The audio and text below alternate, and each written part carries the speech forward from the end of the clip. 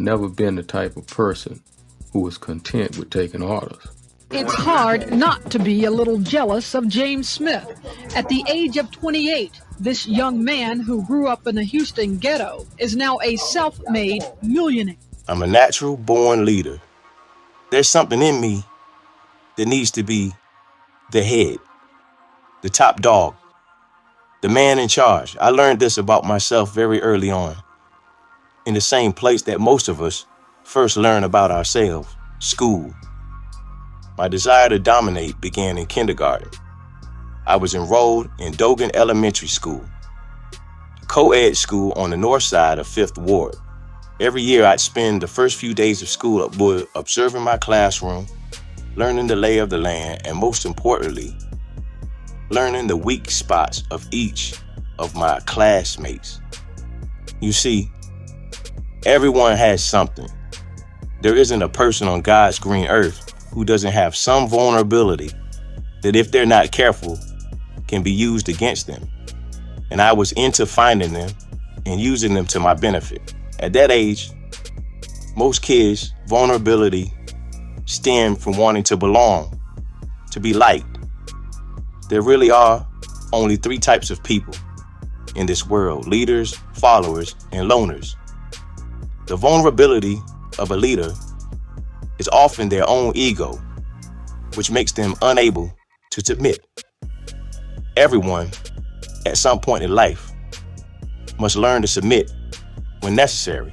In the streets, you may have to submit to a supplier who switches up the terms, or a police officer who's riding you pretty tough. At home, you may have to submit to your spouse to keep the peace. In business, submission can be a great short-term tactic towards a long-term goal. But if your ego won't allow you to submit when necessary, it becomes a liability. Luckily for me, I learned to submit to God above all else. You can't become a great leader without being a great follower.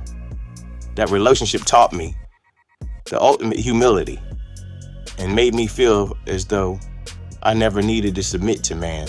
It's easy to identify the vulnerability in a follower. They want to belong.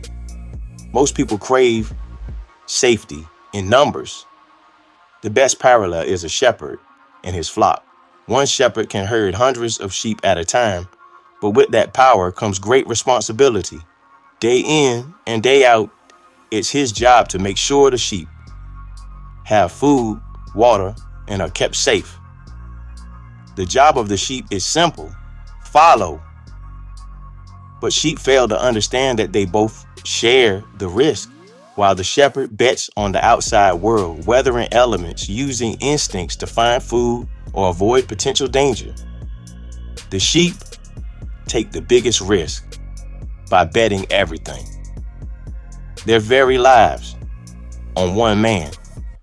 The followers who understand this actually hold more power than the shepherd. They use their consent to follow as their currency. These informed followers are few and far between. But it's the blind followers, those who don't realize the power they possess just by staying within the herd, who are the most vulnerable and also the most useful. Once you've earned their trust, they'll follow you anywhere. And gaining their trust is simple. You assert yourself as the shepherd.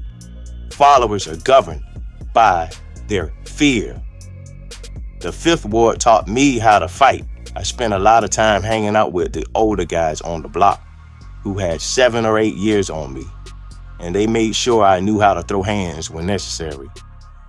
They shadow boxed with me, teaching me maneuvers, which many kids my age didn't know.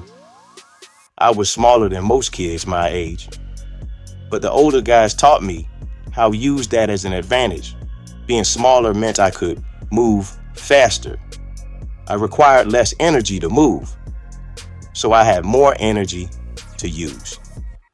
These lessons on the streets gave me a strategy to take into the classroom. Once I determined the leaders, followers, and loners, I'd make my move to dominate. You don't need to strike every sheep. To instill fear, you only need to hit one, the right one. Picking on a weak sheep will only make you a weak shepherd, and that's not what you want. So my strategy was to identify a weaker leader or even an informed follower and get them to submit. Anyone with eyes could see how small I was. So the fact that I was willing to challenge my classmates already let them know what kind of person I was. Aggressive and unafraid to take risks. It helped that I knew how to fight too and wasn't afraid to follow through on my threats. I'd meet classmates in the bathrooms and intimidate them when necessary. Sometimes it would escalate into an actual fight, but fighting in school was difficult. Back then we didn't get suspended. We got paddled. So I began challenging kids to fight after school. Word would spread that a challenge had been laid down and everyone would make a plan to go watch. It became a spectacle. By 3 p.m., there would be a crowd waiting, cheering, ready to see who my latest victim would be if they showed up at all. Many kids didn't accept the challenge. The challenge alone was enough to make them submit. But for the rest of them, call it pride, resilience, or outright gumption, all it would take was one fight, and my reign was renewed as the top dog. But I didn't win them all. By second grade, my reputation preceded me. When I challenged Big Carl to fight in the bathroom, all the boys in our class came to watch. Big Carl was twice my size, but I was determined to get the best of him. I had him for a while. I was whipping Big Carl good. He'd been giving me trouble in class, and no one thought I would challenge him, simply because he was Big Carl. He had a reputation of his own. But that only meant I had to challenge him for several reasons. First, even the most popular king must remind everyone of their own mortality. If you reign too long and soar too high for extended periods of time, people can't identify with you and their respect becomes resentment. But the most important reason I had to challenge Big Carl was because there was a chance I might actually lose.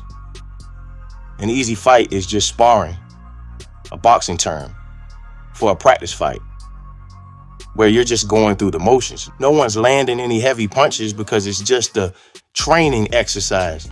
Sparring is a great way to stay in shape, but to actually learn how to box, you need the pressure of a real fight. At first, Big Carl was taking his licks. I was slipping out of his grasp, running circles around him. I was using all my advantages to the fullest. And then he caught me with a clean punch in my face. I felt like his fist had moved my nose from one side of my face to the other. Blood came pouring from my nose.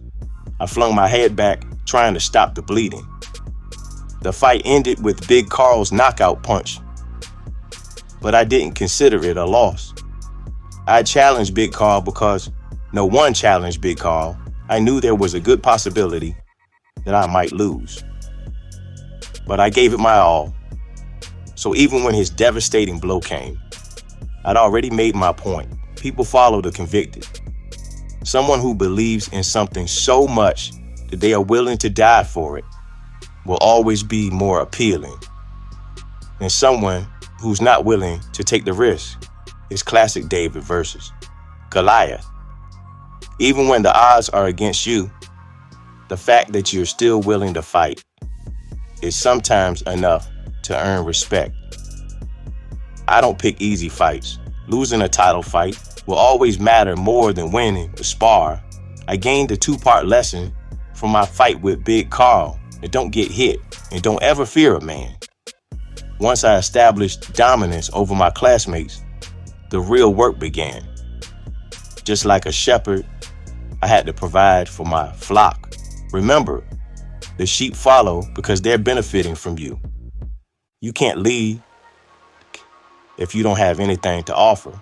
I always had several hustles, whether it was my lawn, mowing business, or selling eggs from my chicken coop. I've always had more than one way to make a dollar, but all of those hustles required manpower. And what better workforce than the flock you already lead? I believe that everyone should eat. It is my job as a shepherd to make sure that my flock is well tended and cared for without them, I cannot eat. Again, it's that mutual trust and respect.